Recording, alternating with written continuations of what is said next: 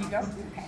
All right. Hello, everyone, and thank you for attending. Today is my how-to cut a plant and then grow it into a pot, or put it into a pot and transplant it. So, very interesting little concept. And I know most of you have plants at home. My plant of choice is the heart-shaped philodendron.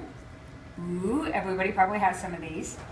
And that is one of my favorite plants. And most people have them in their home to improve your home, give you a little comfort, a little feel of hominess. Have you ever been to a house where somebody doesn't have a plant? You're kind of like, they have no plants.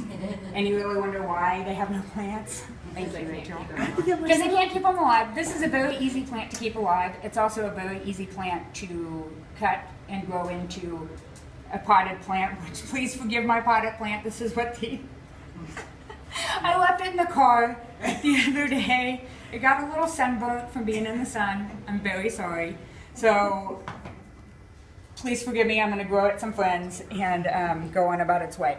Some experts say that growing plants in the water format, which is what this is. This obviously it's a water bottle filled with a plant. It's growing roots. A lot of people say that it doesn't work very well, that it's hard on the roots and that they're brittle. So when you go to put it in the dirt, it doesn't necessarily grow as well as if you just started it in the dirt, which I find extremely hard.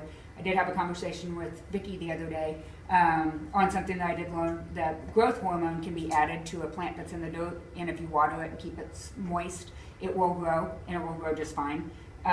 Just like if you did it with the water version. I've always done the water version, and the way you do that, and I'm going to cut my little plant here, and the way you do that is you look for the nodes that are growing on it, and then you want to make sure that you have about an inch of that, and I cut it right along there with a good pair of sharp scissors, and I just stick it in the water, and then I leave it there for several weeks. I prefer that it becomes as root bound as this, because if the roots do become brittle, it's not going to kill it when I go to transplant it, so I'm not too worried about that.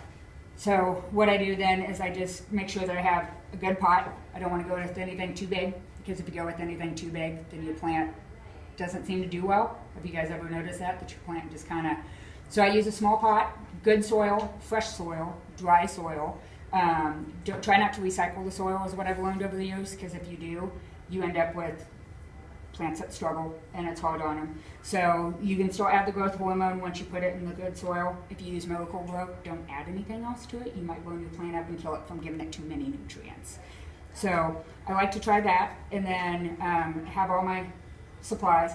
One of the things that I've learned is that a lot of people will say in the experts, the home magazines and the home books, that if you put stuff in the bottom of it, you're just taking away the space and you're clogging up how it drains.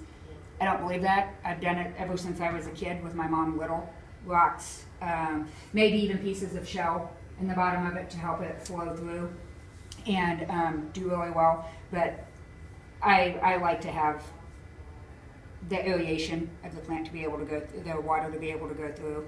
So that's my process. Partial light typically, or bright light. This is a bright light plant, so good sun is always great for these. It's recommended not to put these in direct sunlight. Mine do best when I put them in direct sunlight, so I do. But you know what I mean? Because some of them, they'll have them and they'll say, oh, put it, and then you put it like in the bathroom where there's not a lot of light, and the next thing you know, your plant starts. Best place to put a mother-in-law's stone plant is in your bathroom, because it's lots of humidity and low sunlight. So that's the only plant you put in the bathroom. So you make sure you have the right amount of water on a regular basis. I water my plants once every other week. You can water them every week if you prefer, but I do mine every other week. And I just make sure that I keep an eye on it when it becomes real rooted up and I start to have all this baby